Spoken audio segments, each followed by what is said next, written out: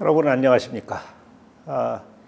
도시와 건축의 인문학 여행 세 번째 시간입니다. 울산 편의 세 번째 시간, 오늘은 향교 건축에 대해서 한번 알아보도록 하겠습니다.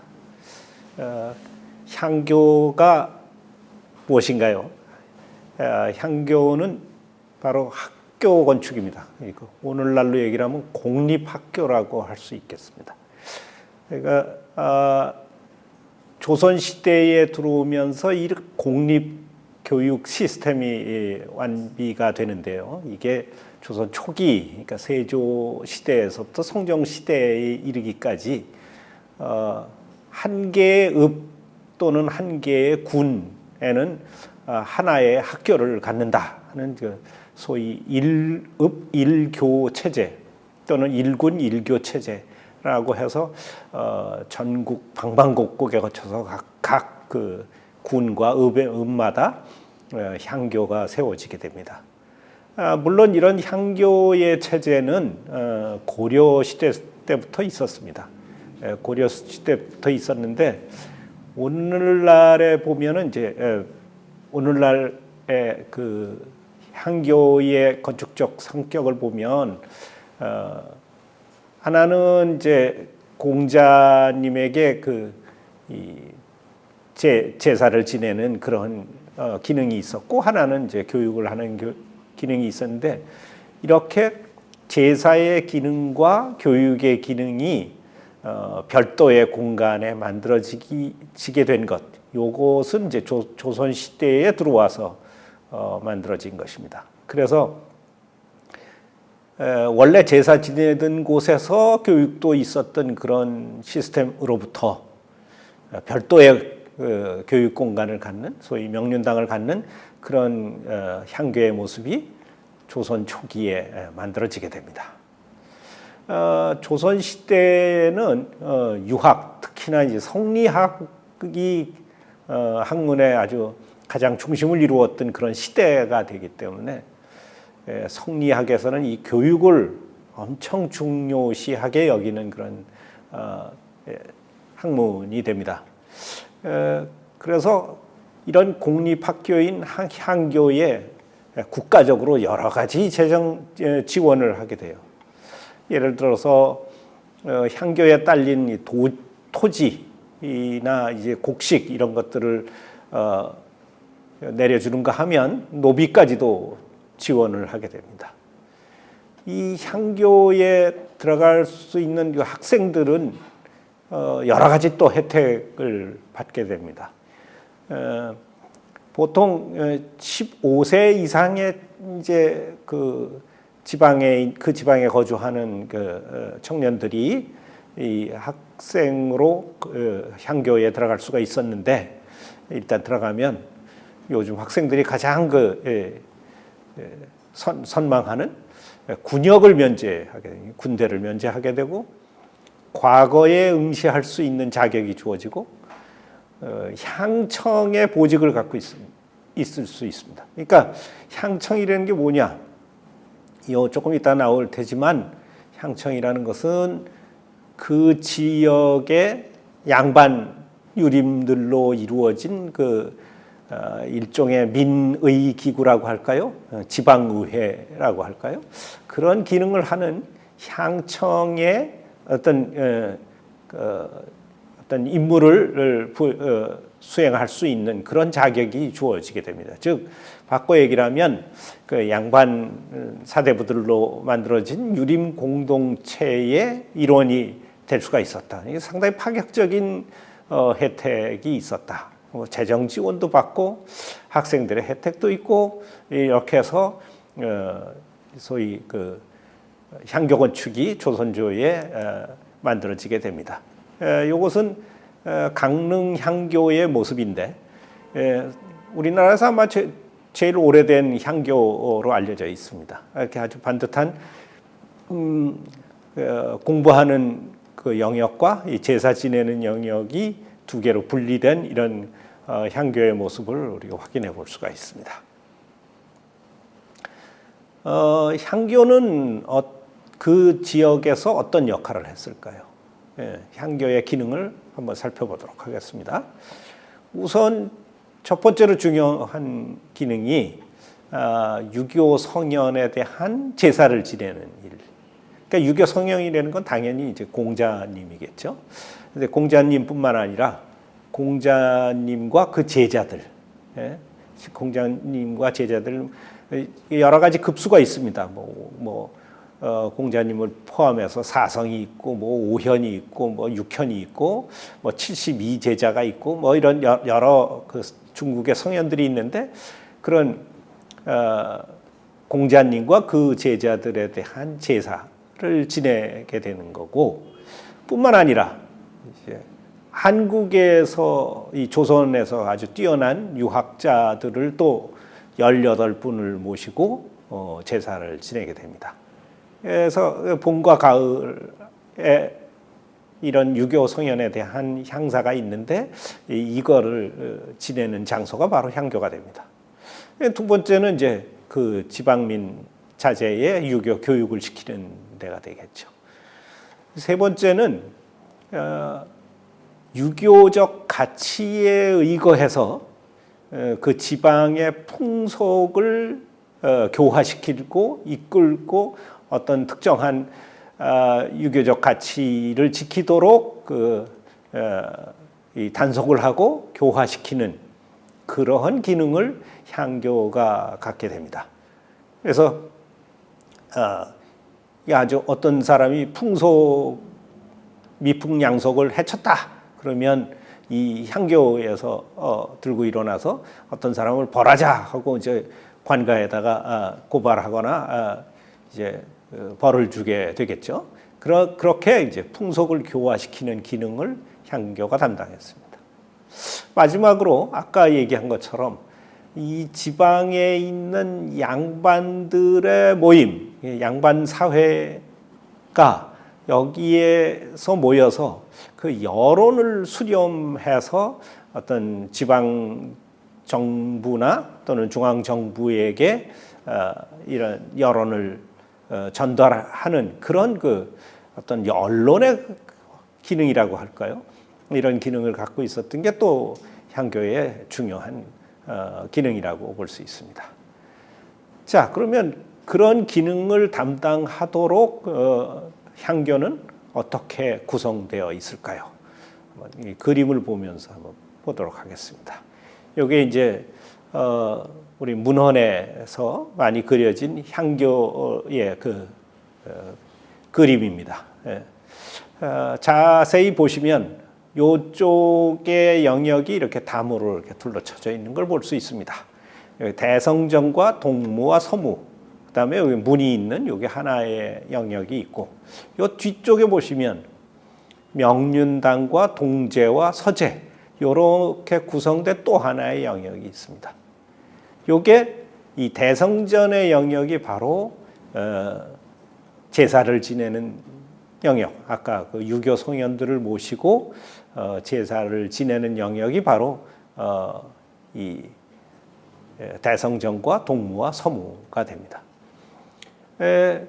대성전에는 아까 말씀드린 것처럼 공자님과 그 제자들을 위패를 모시는 것이 대성전이 되고, 그 밑에 양쪽으로 나누어지는 작은 건물에는 우리나라의 성현 18분을 모시는데 한 건물에 8분씩 9분씩 양쪽으로 18분을 모시는 것이 동무와 서무가 됩니다. 교육 영역을 보면 명륜당은 오늘날로 얘기를 하면 이제 교실에 해당합니다. 강의실, 교실. 그런데 이 강의실, 교실에는 말하는 선생님도 거기서 기거를 하게 됩니다. 그래서 선생님이 기거하는 방과 강의실이 이렇게 겹쳐져 있는 것이 바로 명륜당. 그 밑에 있는 동제와 서제는 학생들이 기숙하는 기숙사가 됩니다. 그래서 명륜당과 동제와 서제는 이 세 건물이 합쳐져서 교육의 영역을 갖게 됩니다.